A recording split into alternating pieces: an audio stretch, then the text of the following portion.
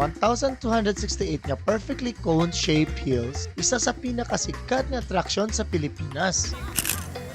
Kag declare nga 8th wonder of the world sang National Geological Monument. Pero ang pamangkot, din gid bala naghalin ng Chocolate Hills, kag pwede bala ini makaon? Suno sa legend, may duwa kay ganting nga nag-away, nakabuyanay balas kag bato.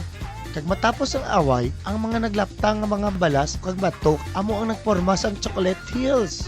Suno naman sa geologists, nagalin naman ang Chocolate Hills sa nagasari-sari nga marine limestone. Hindi gali pwede makaon.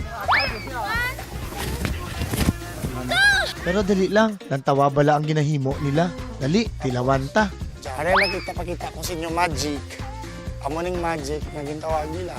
1, 2. 1, 2.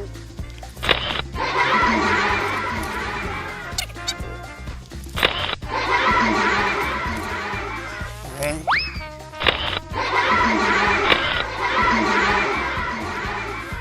Managkuhan sang magic. Okay. Sino nga lang ta? Ray po. Ray, si Ray. Next week, kagtuan ta ang pila sa historical place sang Bohol. Ay, kadaog ka sa gira. Wala ka mga pati. Ako si Rusty Ramos, ang padayon nyo nga upod sa pagbiyahe.